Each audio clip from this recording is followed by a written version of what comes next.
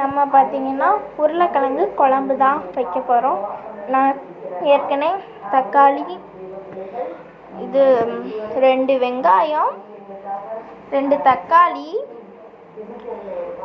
இது புளிக்குழம்பு பொடி, இஞ்சி பூண்டு பேஸ்ட்டு, உருளைக்கிழங்கு நான் வெட்டி போட்டுட்டேன். பாருங்கள், காமிக்கிறேன், தெரியும். நான் இப்போ ஒரு வெங்காயம் தான் வெட்டி போட்டிருக்கேன். இப்போ இன்னொரு வெங்காயத்தை வெட்டி போடலாம்.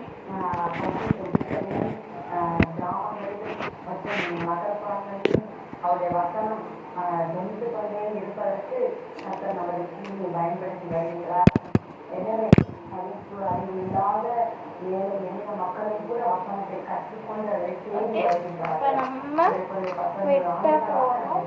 கத்தியை வச்சு நம்ம கொஞ்சம் மீடியம் சைஸுக்கு வெட்டினா போதும். ஏன்னா நம்ம இது அரைக்கலாம் போகிறோம். கொஞ்சம் மீடியம் சைஸ்.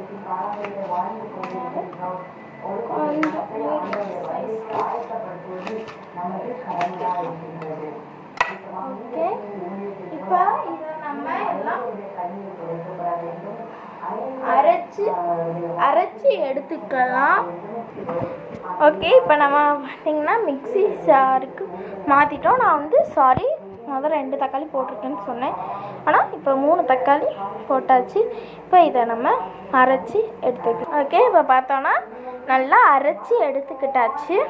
இதை நம்ம ஒரு பவுலுக்கு மாற்றிக்கலாம்.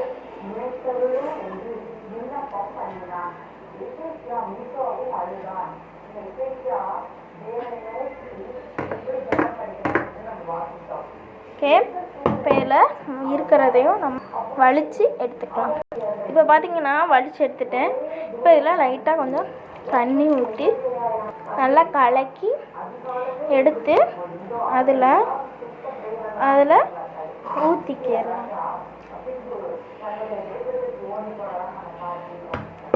ஓகே, இப்போ நம்ம உருளைக்கிழங்கு ரெடி ஆயிடுச்சான்னு பார்க்கலாம். நம்ம ஒரு கத்தி எடுத்து இப்படி குத்தி பார்க்கலாம். இப்படி நல்லா வரணும். இங்கே பாருங்கள், இப்படி குத்திட்டு இப்படி எடுத்து அப்படியே விழுகணும். அந்த மாதிரி வேகணும். ஓகே, இப்போ இதை நம்ம ஆஃப் பண்ணிடலாம். இதெல்லாம் நம்ம உரிச்சி எடுத்துக்கலாம். ஓகே, இதை நம்ம சூடாக இருக்குன்னா ஒரு பவுலில் இதை எடுத்து போட்டுட்டு அதில் பச்சை தண்ணியை ஊற்றிக்கிட்டோன்னா நம்ம இது பண்ணுறதுக்கு கரெக்டாக நல்லா இது தோல் உரிக்கிறதுக்கு நல்லாயிருக்கும்.